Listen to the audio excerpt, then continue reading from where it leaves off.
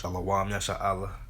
First and foremost, I get all praises and honor and glory to Yahweh, Bahashem, Yahweh Shai, Bahashem, Rakah Kadash, double honor to our apostles and elders of Great Millstone who rule well, and peace and blessings to the hopeful elect, pushing this great gospel with sincerity and truth. This is your brother Tazakai from Great Millstone, Indianapolis, coming at you another lesson through the spirit and power of Yahweh Hashem, Yahweh Shai. Got an article here from CNN. It reads, assassinated Iranian nuclear scientist shot with remote-controlled machine gun, news agency said. It reads, the Iranian nuclear scientist assassinated Friday east of Tehran was shot by a remote-controlled machine gun operating out of another car, the semi-official Fars news agency said Sunday. With top Iranian officials blaming Israel, Supreme Leader Ayatollah Sayyid Ali Khamenei and others have promised revenge for the killing of Mushan Fakhrizadeh, Salakia if I butcher that, who was the country's chief nuclear scientist. Now remember earlier this year, in January, they had assassinated their general. I believe his last name was like Salamini or whatever. So they vowed, to act upon that as well, which they kind of didn't do. But this time we'll see if they, like I said, they keep that promise. They promise revenge. So we shall see what's going to happen. It reads, there was conflicting accounts from Iranian news agencies about how the attack unfolded. One report published Sunday from Fars News said Fakhrizadeh was traveling with his wife Friday in a bulletproof car alongside 3 security personnel vehicles when he heard what sounded like bullets hitting the vehicle, and he exited the car to determine what had happened. When he exited the vehicle, a remote-controlled machine gun opened fire from a Nissan stopped about 150 meters or 164 yards from Fakhrizadeh's car, Fars News said. So this is 164 yards away. So this is over pretty much like a football field and some change. Like that's how far this remote control machine gun, allegedly shot this man. Now me personally, if I hear like some bullets hit my car, I'm not gonna get out and check out, see what's going on. But hey, hey, that's just me.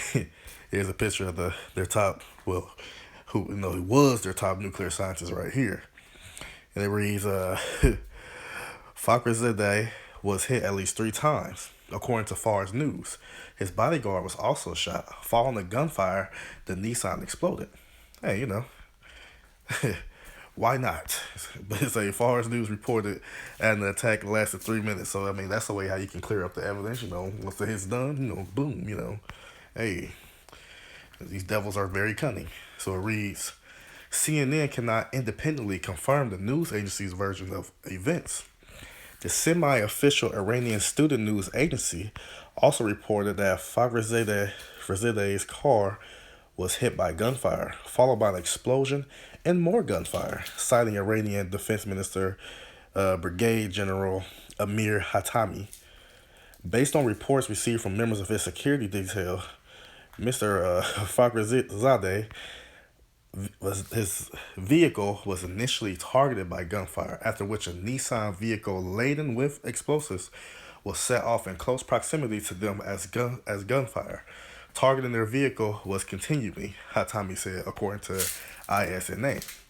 The IRIB, Iranian state television, said the explosion happened first, followed by gunfire from attackers.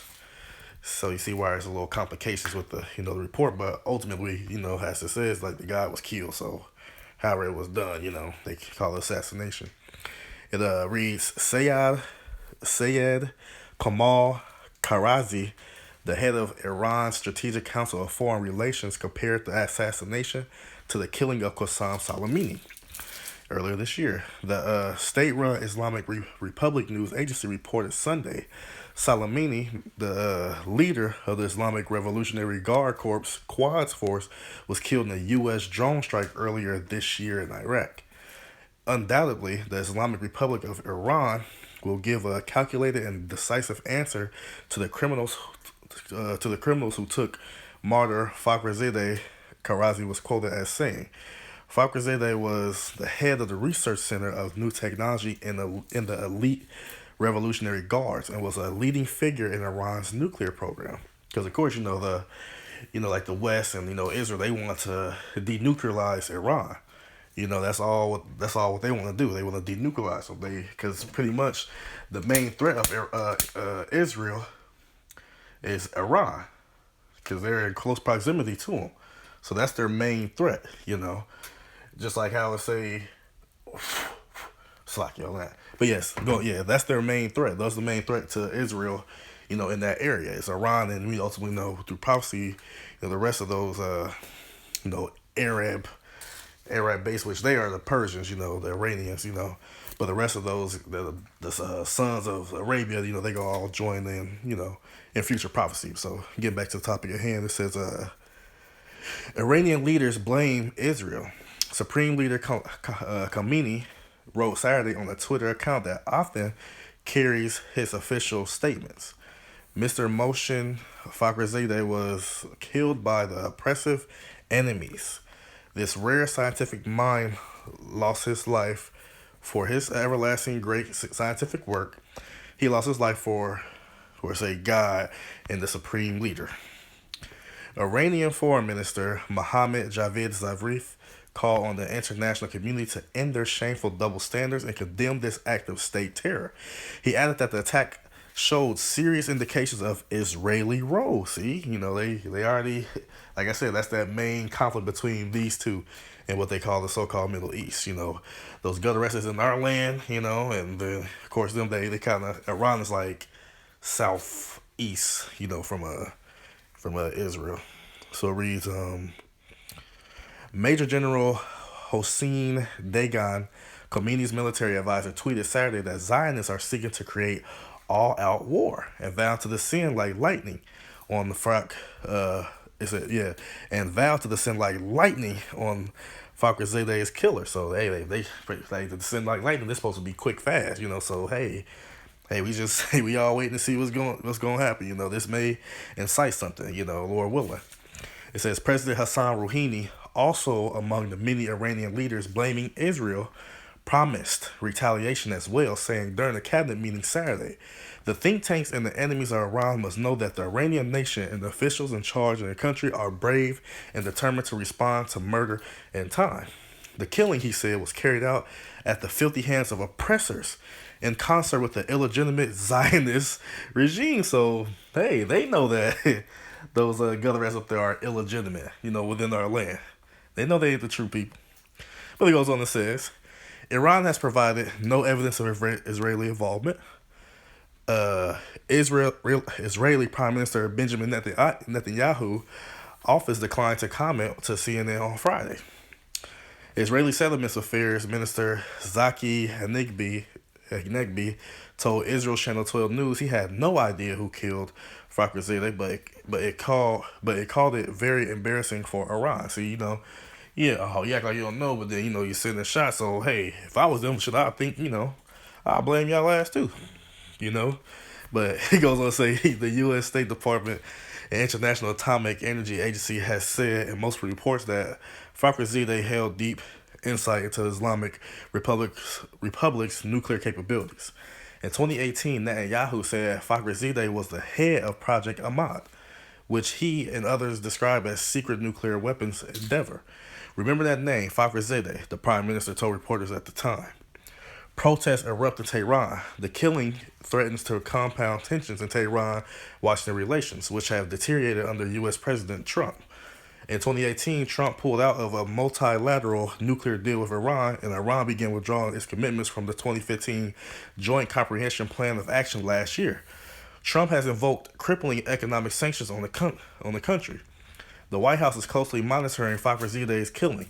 It said on Friday Trump retweeted Israeli journalist Yashi Melman, who wrote that Fakhrizadeh was head of Iran's secret military program and wanted for many years by Mossad, Israel's foreign intelligence agency. See, so all fingers gonna get pointed back to you gather rats.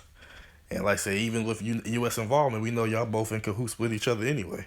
Y'all the same people. So it goes on to say, students and young Iranians have converged on several government buildings in Tehran, and at one demonstration outside the Foreign ministry on Saturday, protesters burned U.S. and Israeli flags and posters depicting Trump and President-elect Joe Biden. The European Union condemned the killing and called for maximum restraint, while the United Kingdom's Foreign Office said it was urgently trying to establish the facts. The funeral and burial of Fakhrizadeh will be held Monday, Fars News reported. Fakhrizadeh's remains were taken to the shrine of Imam Reza, one of the most important religious hubs for Shias, in Mashhad on Saturday. Following a Sunday service in Mashhad, his body was to be taken to Tehran to the tomb of Ayatollah Khomeini, the Islamic Republic's founder. So there we have it, top Iranian nuclear scientist assassinated. Hey, from how it sounds, how it looks like, yeah, that's assassination. Used remote controlled cars and self time bomber, just explosive in it. Like, yeah, bro, that's a little little over the top there, but hey, they gonna do what they gotta do to fulfill their plans. Like I said, he been wanted by Mossad, it's pretty much the special forces of Israel, or the Israelis, so they say that's what we got for today. Just got a couple of precepts, and I want to read both of these together right here to give, to make a correlation so that you understand that the Lord will use certain like how we use now, like code names. He used certain code names to depict a type of people or a nation of people. So right here it says, right here I'm pretty much, I'll just read that. I'll just start at Jeremiah chapter 49 verse 20. Therefore hear the counsel of Yahweh Ba'ashem Yahushai, that he hath taken against Edom and his purposes, that he had purposed against the inhabitants of Teman, which those Temanites go back to Esau, and those are the Germans. It says, surely the least of the flock shall draw them out. Surely he shall make their habitations desolate with them. And the least of the flock is talking about the Amalekites, the Gutherats, the chief house of Esau, and also the synagogue of Satan, the so-called Jays, the Jews. That's who the least of the flock is. Because what's going on right now? Who is the blame going to? To Israel. And that's, like I said, that's who the least of the flock is. Now going down here to Jeremiah 50 and 45, it says this. Therefore hear ye the counsel of Yahweh Ba'ashem Yahushai, that he hath taken against Babylon. Oh, see, at first it said against Edom, now it says Babylon. And we know this is not talking about the ancient Babylonian regime or empire. This is talking about mystery Babylon, Babylon the Great in this time. So Babylon is synonymous to Edom. So Psalms 137:7 say, the daughter of Edom, the daughter of Babylon is Edom, and actually, and I'm gonna get that to reread this. So it says, therefore hear ye the counsel of the Lord, Yahweh Ba'ashem Yahushai, that hath taken against Babylon, and his purposes that he hath proposed against the land of the Chaldeans. The Chaldeans would be who we call, the fake Jews, the elites, pretty much. The Rockefellers, Rothschilds, Oppenheimers, Gettys, DuPonts, so forth and so on. Those would be the Chaldeans, the Magi's, the wizards, the warlocks. That's who they are in today's days. And it says, surely the least of the flock. Again, who's the least of the flock?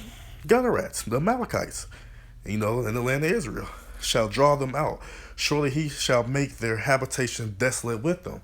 And with this drawing out, what's going to happen is it's going to lead into World War III. Now, real quick, before I get to that, I want to prove that point about Edom being the daughter of Babylon. Really quick. This is Psalm chapter 137, verse 7. Remember, O Yahweh Ba'ashem Yahushai, the children of Edom, in the day of Jerusalem, who said, raise it, even to the foundation thereof. O daughter of Babylon, who are to be destroyed, happy shall he be that rewardeth thee as thou hast served us. So that's the point. The daughter of Babylon are the Edomites. That's why those previous Jeremiah 49 and then Jeremiah 50, it's pretty much said the same thing, but replaced the word of Edom with Babylon. Yeah, see, because like I said, the Edomites are the daughter of Babylon. That's why today America's called what? Babylon the Great. So that's just that point on that one. And then ultimately, like I said, this is going to lead to World War III. That's why I said the least shall draw them out. What they gonna draw them out to? Draw all these other nations to the Middle East for the battle draw them to the Valley of Jehoshaphat, or Yahweh Yahweh's judgment.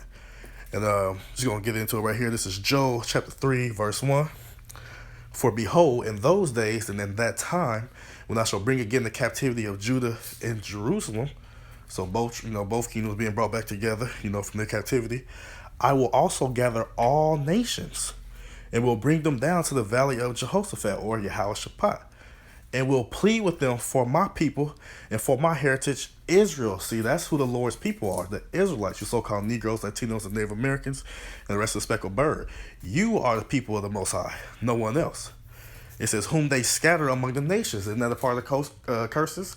Deuteronomy 28:64, scatter us amongst all the nations, amongst all the heathens, right? And pardon my land, right? Because that's what they did. When we got pushed out of our land, all them other heathens, they went to our land, hey, pursuing Ezekiel 36. It says Esau, Edom, they went over there, and the residue of the heathens. So all these other heathens went over there. That's what happened. And it's and I'm gonna jump down to the point.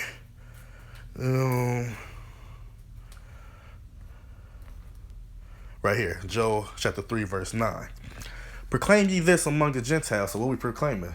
The scripture, the truth of the scripture, the truth of the whole matter. What's going to happen? We prophesy through the spirit and power of Yahweh Hashem Yahushai. So proclaim ye this among the Gentiles. And that's why when we go out to the highways and byways, first and foremost, we are speaking to the hopeful elect, but also you other nations, because you are to hear your judgment and what's going to come to pass. It says what? Prepare war, right? What war? World War III. Wake up the mighty man. Let all the men of war draw near. Let them come up. Where are they coming up to? It's going to get into it. Beat your plowshares into swords, and your pruning hooks into spears. Swords and spears, those are war instruments. Those are battle instruments. That's what you use to go to war. That the weak say, I am strong. Who are the weak? These other nations at the point in time that didn't have nuclear capability, didn't have the advanced technology like America, Babylon the Great did. But they going to say they strong because they have that nuclear capability now. Verse 11, assemble yourselves and come, all ye heathen. Yeah, all the other 17 nations of people from the table of nations, right? Let the all you heathen, all of them, they go all come to the valley of Jehoshaphat and gather yourselves together round about. Thither cause the mighty ones to come down, O Yahweh Hashem Yahushai. Let the heathen be wakened and come up to the valley of Jehoshaphat, for there will I sit to judge all the heathen round about. Put ye in the sickle, for the harvest is ripe, right? Come, get you down, for the press is full. The fats overflow, for their wickedness is great. Multitudes in the valley of decision, for the day of the Lord is near in the valley of decision. And the decision that has been set up for you heathens is destruction. Utter destruction. And then for those of you who remain after the destruction, because like the scripture say, Yahweh shall come back with the holy angels, he gonna come do a number in on y'all. So especially over there in the Middle East, so-called Middle East. We understand over here in Babylon the Great, those missiles, and Yahweh shall the Lord and the host of heaven gonna come do a number on them too. But as far as this battle in Jehoshaphat, hey, that's where Yahweh shall gonna come in. He gonna assemble the nations, gather y'all up, line y'all up, and take y'all all down. That's your judgment, to be destroyed for what you have done unto us. So this is ultimately what this is leading to. These little, like I said, these assassinations, these skirmishes, these rumors of, oh, hey, like I gotta get that. Gotta get it. How about you? I'll bring it to my mind. This is Matthew chapter 24, verse 6. And ye shall hear of wars and rumors of wars. Are we not hearing? Hey, you can look up right now if any ongoing wars going on. It definitely is. You can hear this right here. This is a rumor of war. This is tensions getting heated up for World War III, right? It says, "See that you be not troubled, though." So when we hear these things and we see these things going on, don't be troubled, don't be dismayed, don't be confused. For all these things must come to pass. They all must come to pass, so that we may receive salvation. And Lord willing, we be of that hopeful elect. But it says what? But the end is not yet. For nation shall rise against nation, right? And kingdom against kingdom. And there shall be famines and pestilences and earthquakes in diverse places. All these things right now that was just stated is going on right now. No doubt about it. We are living in those times, in those latter times, before the visitation of Yahweh Shem Shai. Verse 8, all these are the beginning. See, this is the beginning of sorrows. So we understand that there's a few major prophecies that still have yet to happen, but we understand right now we just at the beginning, and we see that the Lord is speeding things up for the sake of hopeful elect, right? Because actually jumping down, it says what? Verse 22. Well, Salakia. Verse 21, I'm going to say this. For then shall be great tribulation, such as was not since the beginning of the world to this time. No, nor shall that ever be. So, because we go into a time period that has never been as bad. Like, you can add all the catastrophic times that happened. The flood, Mount Vesuvius explosion, Sodom and Gomorrah, slavery. You can, add them all together, multiply them together. They will not amount to the time. They will not amount to the atrocities and the hardships that and the afflictions that this world is about to head into. And it says what? Except those days should be shortened, right? So if those days wasn't shortened, there should no flesh be saved. Because we see what Esau and Edom doing. Trying to turn everybody to cyborgs and so forth and so on. Just destroy the whole earth. But for the elect's sake, those days shall be shortened. That's why these days are flying by. Because we praying. We praying for the days to be shortened for the sake of the hopeful elect. Lord willing, we be of that number. So again, this is just just getting a little World War III update. Like I said, I'm sure many brothers, I know many elders and brothers already done did, lessons on it, but this is just for those who may have missed it. Like I said, this is, hey, like the scriptures say, rumors of wars. And, you hear rumors of wars. Matter of fact, read it again. You shall hear wars and rumors of wars. See that ye be not troubled, for all these things must come to pass, but the end is not yet. And World War III is prophecy to happen before we go home. So I hope that this lesson was edifying to any sincere Akim Wathium out there listening. I want to give all praises and honor and glory to Yahweh, Bahashem, Yahweh Shai, Bahashem, Rakakadash. Double honors to our apostles and elders of Great Millstone who rule well, and peace and blessings to the hopeful elect, pushing the gospel in sincerity of truth. Shalom, Yasha Allah, Abai, Babal.